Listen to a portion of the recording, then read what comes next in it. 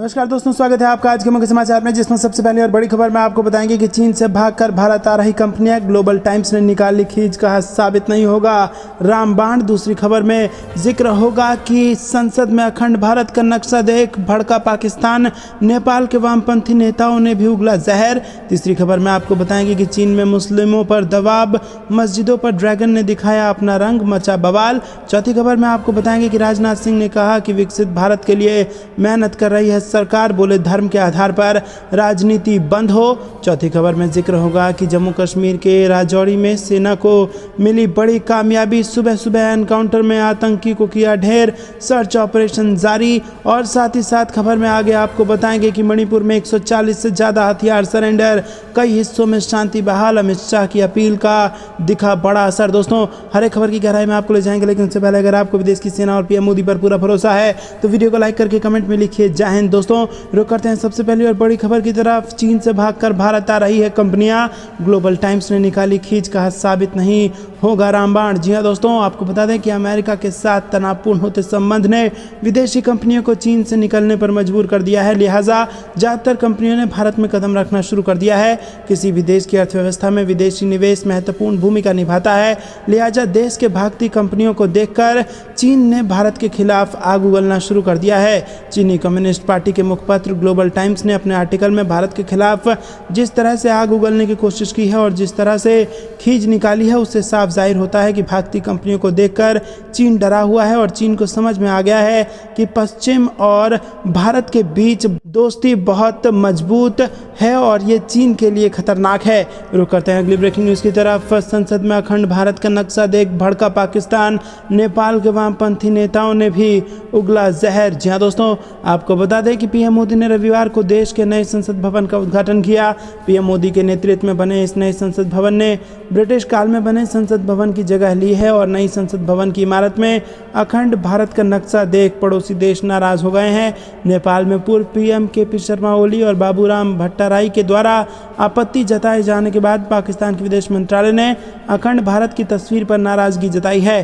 पाकिस्तान की ओर से कहा गया है कि वो भारतीय संसद में दिखाए गए उस म्यूरल आर्ट से चिंतित है जिससे वहां बीजेपी के लीडर अखंड भारत बता रहे हैं। पाकिस्तान की विदेश मंत्रालय की प्रवक्ता मुमताज़ जहरा बलोच ने कहा कि भारतीय संसद की नई इमारत में लगाए गए प्राचीन भारत के नक्शे में पाकिस्तान और अन्य पड़ोसी देशों के इलाके को भी दिखाया गया है। ये बदनीयत है जो इंडिया की विस्तारवादी मानसिकता को उजागर करती है, जो न केवल उसकी पड़ोसी देशों बल्कि धार्मिक अल्पसंख्यकों की विचारधारा और संस्कृति को भी दबाना चाहती है।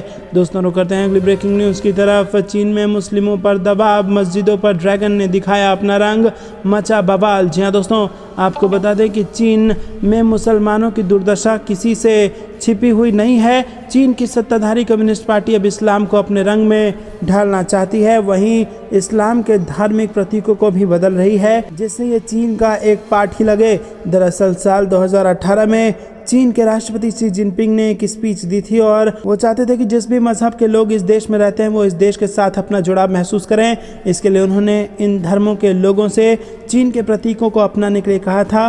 फिर क्या था, फिर से अब बदलाव की बयार शुरू हो गई है। रुक करते हैं अगली ब्रेकिंग न्यूज़ की तरफ। राजनाथ सिंह ने कहा विकसित भारत के लिए मेहनत कर रही है सरकार, बोले धर्म के आधार पर राजनीति बंद हो। जी हाँ दोस्तों, आपको बता दें कि केंद्रीय रक्षा मंत्री राजनाथ सिंह ने शुक्रवार को हॉलीवुड की ब्लॉकबस्टर फिल्म स्पाइडरमैन का डायलॉग सुनाया और उन्होंने कहा कि ज़्यादा ताकत मिलने से बड़ी जिम्मेदारी आती है। उन्होंने कहा कि वैश्विक ताकत बढ़ने से भारत की जिम्मेदारी भी बढ़ेगी। भारत विश्व में महाशक्ति के रूप में उभर रहा है और इसके लिए ज़रूरी है कि लोकतंत्र, धार्मिक स्वतंत्रता, वैश्विक शांति पूरी दुनिया में स्थापित हो सके। एक कार्यक्रम को संबोधित करते हुए उन्होंने कहा कि 2047 तक भारत को विकसित देशों की सूची में शुमार करने के लिए भारत सरकार लगातार मेहनत कर रही है। सरकार भारत के हर क्षेत्र में समान रूप से नज़र बनाए हुए है और उन्होंने कहा कि भारत की राजनीतिक पार्टियां बिना लोकतंत्र के नहीं चल सकती। बिना कांग्रेस का नाम लिए उन्होंने कहा कि कुछ राजनीतिक पार्टियों को कोई विचारधारा नहीं है, उनकी राजनीति सिर्फ एक परिवार और एक जाति के इर्द गिर्द ही घूमती है। दोस्तों रुक करते हैं अगली ब्रेकिंग न्यूज़ की तरफ। जम्मू कश्मीर के राजौरी में सेना को मिली बड़ी कामयाबी। सुबह सुबह एनकाउंटर में आतंकियों को किया ढेर। सर्च ऑपरेशन जारी। जी हाँ दोस्तों, जम्मू कश्मीर के राजौरी में हुए एक एनकाउंटर में सुरक्षा बलों ने एक आतंकवादी को ढेर कर दिया। स्थानीय पुलिस अधिकारियों ने इसकी जानकारी दी है। सुरक्षा बलों और आतंकियों के बीच मुठभेड़ राजौरी जिले के दसाल गुर्जन के वन क्षेत्र में हुई और जम्मू कश्मीर में सेना का एनकाउंटर। बारामूला में सुरक्षा बलों ने आतंकियों को घेरा और सेना के जवानों के घायल होने की भी खबर आ रही है।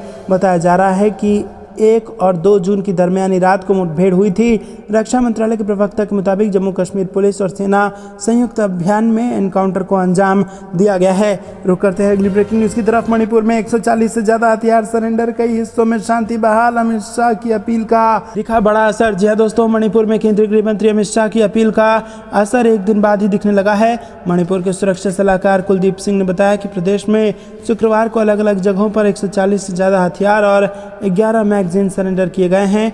जानकारी के मुताबिक हथियारों में सेल्फ लोडिंग राइफलें, कार्बाइन, AK और इंसास राइफलें, लाइट मशीन गन, पिस्तौल, M16 राइफल, स्मोक गन, आंसू गैस, स्टेन गन और ग्रेनेड लॉन्चर शामिल है। अमित शाह ने मणिपुर के अपने दौरे के आखिरी दिन गुरुवार को लोगों से अपील की थी कि वो अपने हथियार सुरक्षा बलों और प्रशासन को सौंप दें। रुक करते हैं अगली ब्रेकिंग न्यूज़ की तरफ। रक्षा क्षेत्र में बज रहा है भारत का डंका। बीते 9 वर्षों में 23 गुना बढ़ा भारत का डिफेंस एक्सपोर्ट। आत्मनिर्भर भारत का सपना नहीं है अब दूर। जी हाँ दोस्तों, आपको बता दें कि भारत के लिए रक्षा क्षेत्र में एक बड़ी और शानदार खबर है। रक्षा निर्यात के क्षेत्र में देश जल्द ही एक बड़ी ताकत बनने जा रहा है। ताज़ा आंकड़ों के मुताबिक पिछले 9 साल में देश में रक्षा निर्यात में 23 गुना की बढ़ोतरी हुई है। फिलहाल 100 से अधिक कंपनियों के जरिए देश में रक्षा क्षेत्र के साजो सामान का निर्माण हो रहा है। इन्हें मेक इन इंडिया और आत्मनिर्भर भारत के तहत बनाया जा रहा है। देश रक्षा क्षेत्र में न केवल आत्मनिर्भरता की ओर बढ़ रहा है बल्कि दूसरे देशों को भी निर्यात कर रहा है। वर्तमान वित्त वर्ष के लिए भारत ने 16,000 करोड़ रुपए का निर्यात किया है, जिसमें सैन्य हार्डवेयर यानी गोला बारूद और हथियार शामिल है। ये पिछले साल से करीबन 3,000 करोड़ रुपए अधिक है और पिछले 9 सालों में सबसे अधिक और 2014 से 23 गुना है। दोस्तों रुक करते हैं अगली ब्रेकिंग न्यूज़ की तरफ। दुश्मन पर आसमान से आग बरसाएगी भारत की अग्नि 1। इसे देखकर जल जाएंगे चीन और पाकिस्तान। जी हाँ दोस्तों, भारत ने अग्नि 1 बैलिस्टिक मिसाइल की सफल ट्रेनिंग लॉन्च की है और अग्नि 1 मिसाइल सटीकता के साथ लक्ष्य भेदने में सक्षम है और इस मिसाइल को उड़ीसा के APJ अब्दुल कलाम द्वीप से लॉन्च किया गया है। अग्नि 1 मिसाइल मीडियम रेंज की बैलिस्टिक मिसाइल है और इस परीक्षण के माध्यम से मिसाइल के परिचालन और तकनीक को परखा गया है। रक्षा मंत्रालय ने कहा कि सामरिक बल कमान ने ओडिशा में APJ अब्दुल कलाम द्वीप में मिसाइल का प्रक्षेपण किया है। मंत्रालय ने एक बयान में कहा कि 1 जून 2023 को APJ अब्दुल कलाम द्वीप ओडिशा से सामरिक बल कमान द्वारा एक मध्यम दूरी की बैलिस्टिक मिसाइल अग्नि 1 का सफलतापूर्वक प्रशिक्षण लॉन्च किया गया और इसमें कहा गया है कि ये सिद्ध हो चुका है कि ये मिसाइल बहुत ऊंचाई से लक्ष्य को भेदने में सक्षम है। इस लॉन्चिंग के जरिए मिसाइल के सभी परिचालन और तकनीकी मापदंडों को सफलतापूर्वक सत्यापित किया गया।